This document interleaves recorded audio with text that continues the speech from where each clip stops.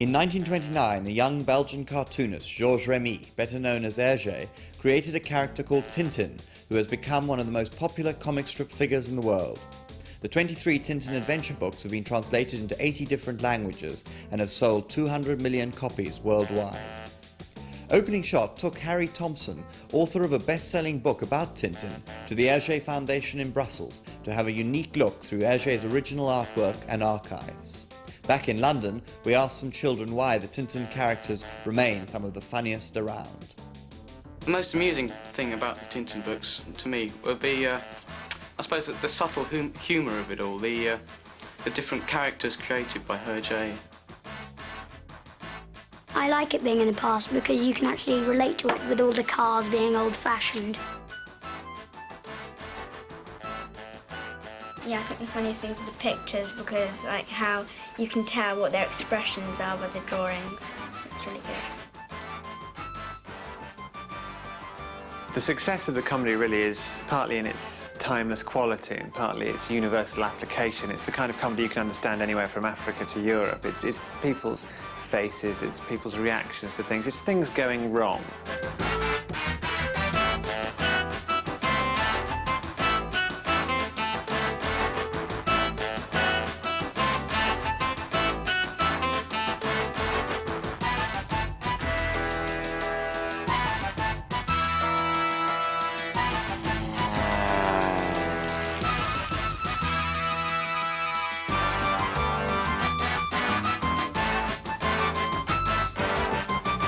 Tintin himself began as a Boy Scout because Hergé was a Boy Scout till he was 20. Everybody was in Belgium in those days. When did you give birth to Tintin? It was in 1929. But before that, I created for a Boy Scout paper a little character called Totor. And after about a year, he swapped him for a young reporter called Tintin. And here is the very first edition of the Petit 20e comic for kids with Tintin. It's Tintin's first adventure. He goes off to Moscow to biff a lot of communists in the jaw. And compared with what came later, it's pretty simple. First, when I began, I had no idea. It was a game. It was just fun for me to tell a story. But I didn't know from week to week what would happen to my hero. You can break the Tintin books down into sections quite easily. I mean, when he started, they were very naive, very happy-go-lucky, not much plot, just a string of jokes. Because at that stage, he wasn't writing books. When it became clear how big it was, he wrote proper stories, and he ended up doing what was really political satire. And in the war, he goes into another type of comedy, which is character comedy, very escapist stuff, explorers, and that's when he brings in people like Haddock and Professor Calculus. And this goes on until around about the 50s, and it culminated in the Moon books. And then as he got older, he went into a much more reflective phase. And the final books are really seeing the world through Captain Haddock rather than Tintin. The adventures really happen to them rather than them going out and seeking them. I think the funniest thing about the Tintin books are the pictures, really, because they make them look really realistic and funny. My favourite book is probably Tintin in America because I like Red Indians, and he is just good because after 3 or 4 pages it like comes to life when you read it.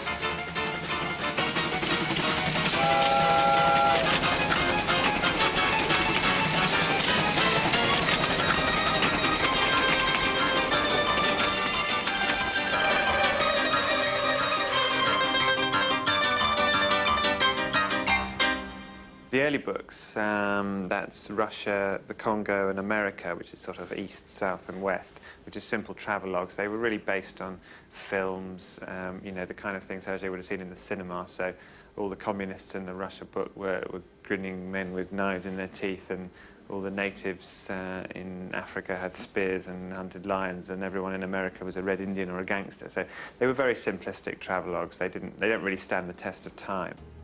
It really wasn't until The Blue Lotus that he started to put everything together from the start as a proper constructed story. And here is the original cover illustration of The Blue Lotus. Here's how it came out in the 1936 edition. In those days, of course, the books were black and white. They didn't get into colour until the war, when he had a lot of time on his hands and went back and coloured them all. But they did come with colour plates, some of which were quite pretty.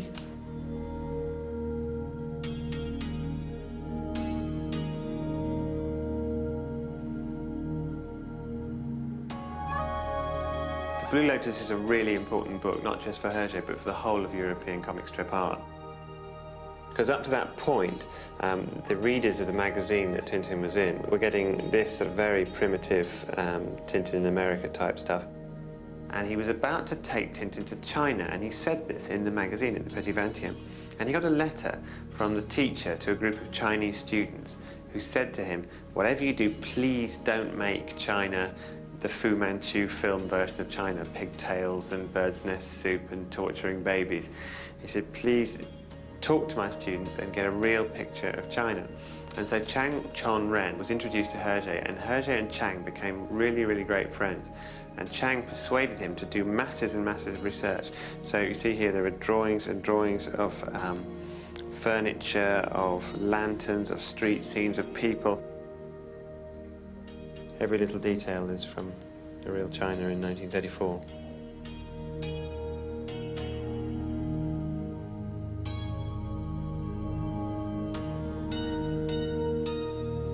Chang himself, of course, was an artist, so these pictures here are almost certainly drawn by Chang of the much more Chinese style of the tree and the steps down the mountainside.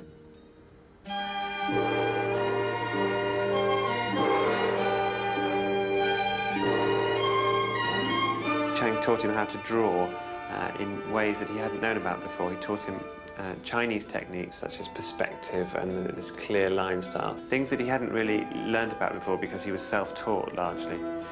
And these techniques were brought into Tintin by Hergé, and in turn they were copied by the whole of comic strip art in Europe in the 20th century. He valued his influence so much that he made Chang into a character in the book who saves Tintin's life. This madman who has taken this drug gets this sword and says to Tintin, so I'm going to cut off your head. The madman's got this funny swirl around your head. When you first see him, you think that he hasn't gone for water for days. Chang comes in and shoots off the head of the sword, and the madman cries because he's lost his sword. Chang also politicised Hergé because it was Chang who taught Hergé all about the Japanese invasion of China, which the West was rather hushing up.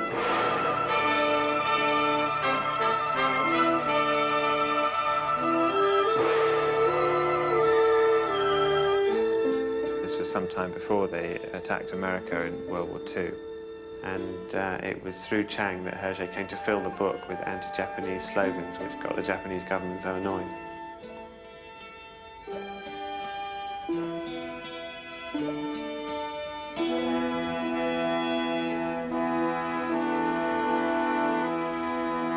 The most interesting thing about the Blue Lotus was the way it educated people about the past. The way, for instance, the South Manchurian railway being blown up.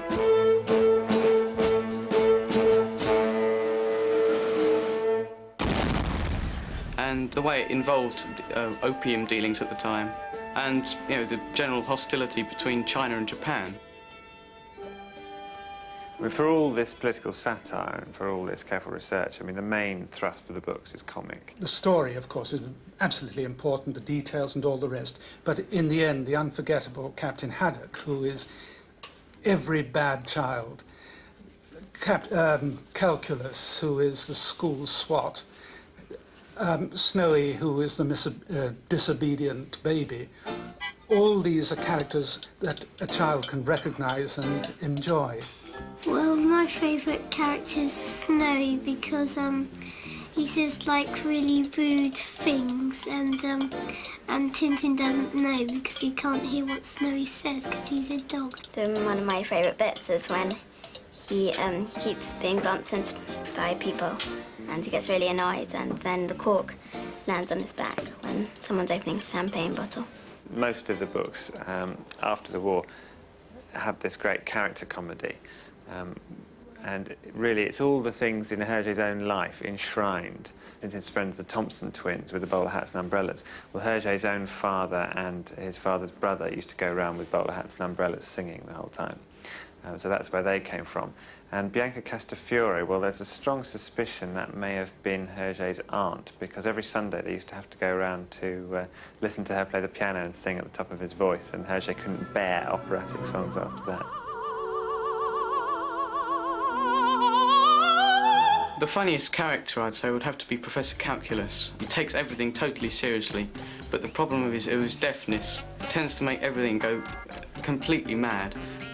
There was this absent-minded professor he used to see in the street. He was determined to get an absent-minded professor like this into the books, and you see several absent-minded professors in the books until he finally hits on Calculus. And Haddock, in turn, is based on the man he used to write with at that time. Captain Haddock, well, it's a lot of people I know, but it's a friend of mine. He looks to a certain Jacobs, who was a cartoonist in Belgium also. And he's just like Captain Haddock, full of movement and heartily, but bursting into invectives, yes, yes.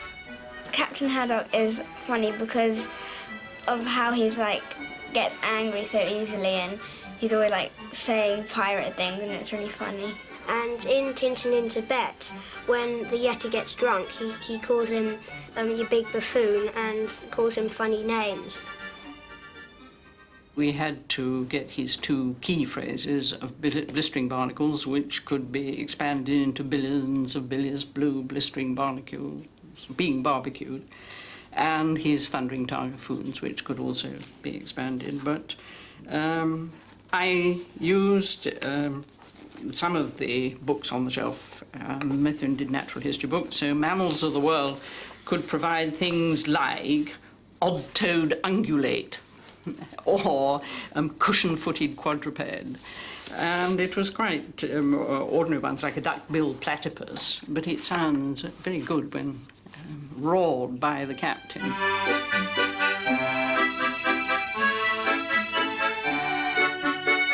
The backgrounds, the settings, whether it's a town in India or the decks of a 17th century warship, all these characters are real individual ones. It's an astonishing mixture, and this is where I think his genius is at his best, of getting reality and then creating something on top of that reality. 10, 9, 8, go for main engine start, 7, 6. We have main engine start, 5, 3, 2, 1, 0. We have SRB ignition, and the history's largest astronaut crew is on its way.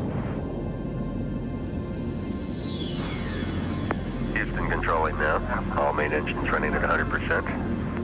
Maneuver to put the ship on its 57-degree inclination. Hey, there's a cape that is clear today. Okay, here's what I want you to see. The two moon books, Destination Moon and Explorers on the Moon, were absolutely the peak of Hergé's technical wizardry, because he decided to mount Tintin's expedition to the moon 19 years before the real thing.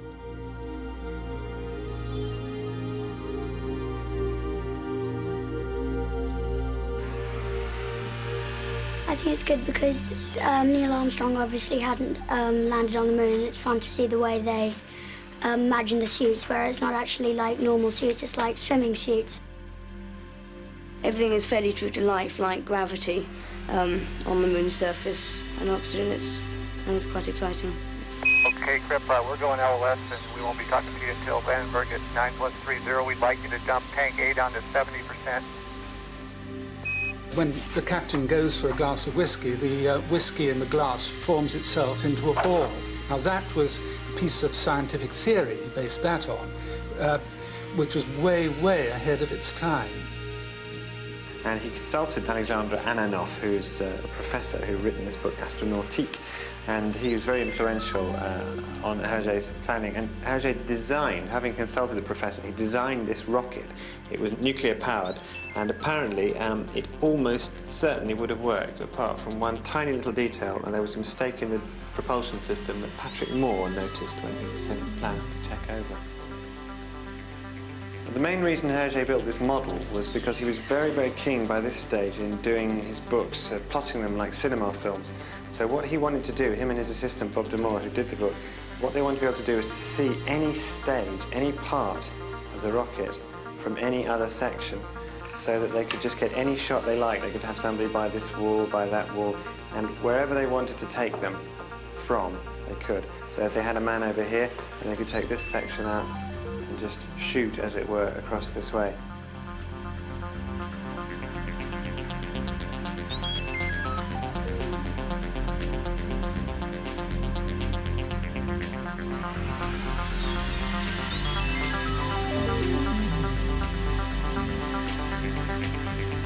And he and Bob de Moor worked on these books for 4 years and were just extremely careful to get everything right.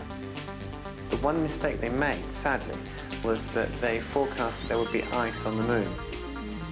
Destination Moon particularly is a very, very technical book. It's full of scientific explanation, which makes it his driest work in many ways. But he leavened that with some of the funniest stuff he's ever written, particularly when Professor Calculus completely loses his memory and is goaded back to sanity by Captain Haddock calling him a goat.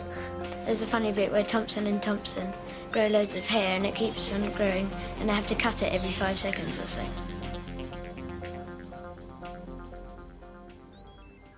When he'd finished the Moon books, I mean, he'd really taken the action-adventure exploring thing to its limits. He couldn't go anywhere else.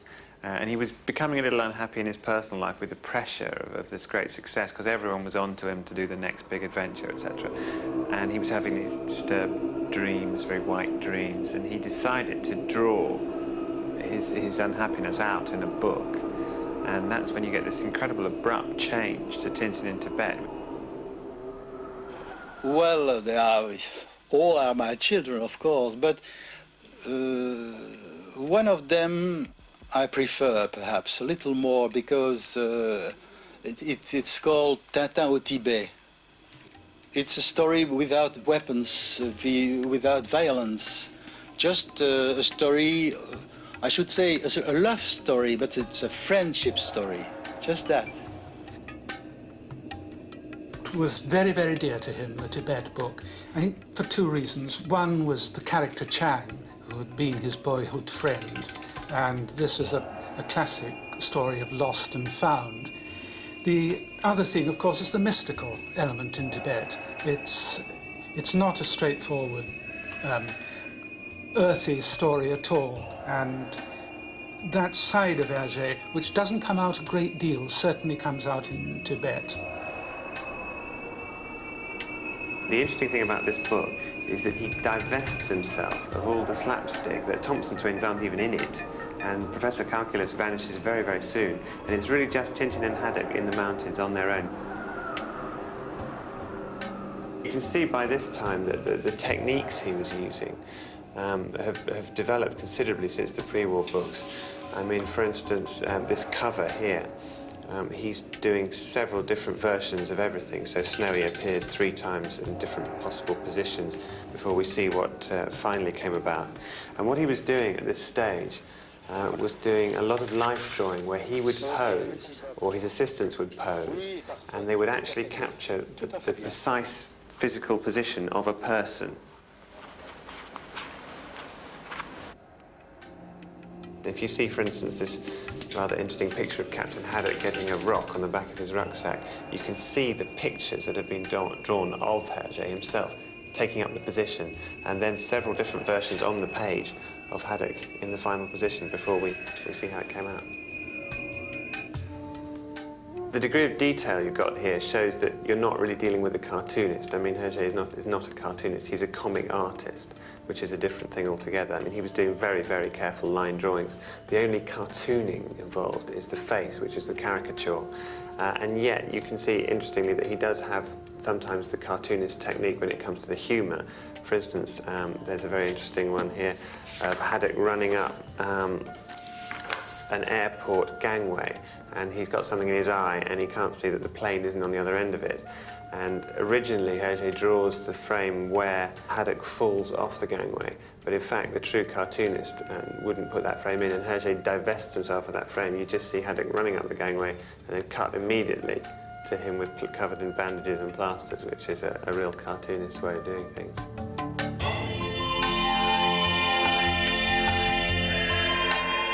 All the later Tintin books were begun in Tintin magazine, and you can see quite often differences between the magazine version and the book version. A lot of it was redrawn. For instance, this opening shot of the Swiss Alps vanishes mysteriously from the book form. But very often there are clues to the magazine origins of these stories in the books. For instance, if you look here at the bottom of page 8, every 2 pages there's a cliffhanger because the people who were reading the magazine had to be made to buy next week's issue. And the bottom of page 8, here we can see the car is about to hit the drawing pin. It's one of the less subtle cliffhangers he did. And then at the top of the next page, page 9, we see the beginning of the next week's episode when the car whizzes past the drawing pin.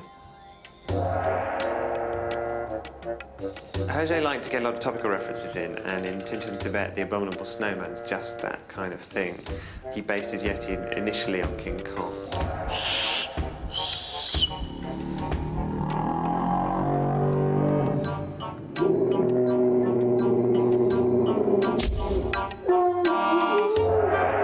He talked to a lot of people who'd been to Tibet, he talked to a lot of people who knew something about the subject.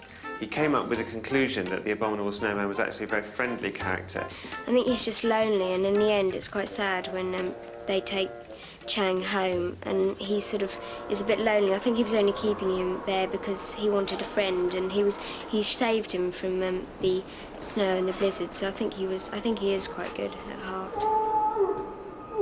And here, in fact, is the last page of the book in all its various stages. You can see the very, very rough early sketches.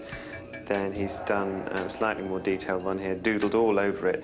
As I said, he was mainly interested in the figures. You can see he's drawn every figure several times, and his assistants come in and draw the background. So here, Hergé would have drawn the Yeti, and the assistants would have done the mountains in the background.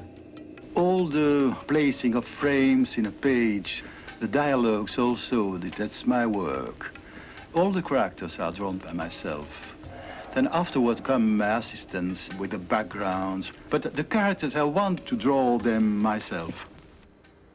By this time, he's getting more and more cinematic. So you see a lot more close-ups. You see that he's beginning to plot the scenes, not just with life models, but also he would draw the scenes from above, like a room, and he would look at it like as if he was a film director, how each shot would link into the next shot.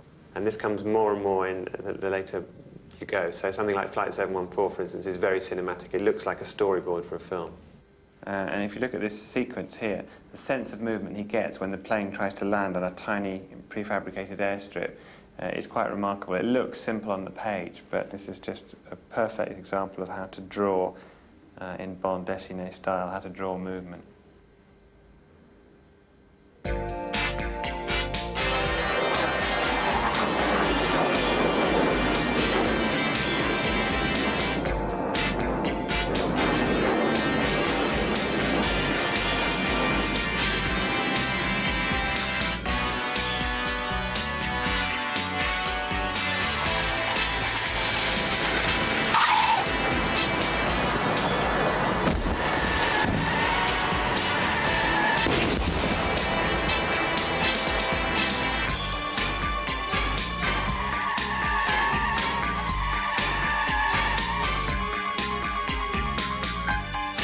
The books are classics, and if you look at any classics, you'll see there is an eternal quality in the characters. The setting is an attractive part of it, but it's set dressing, and basically it's all about people. And this is where Tintin, Haddock, Castafiore, and the rest come through. They are actually timeless, and I think they'll go on and on.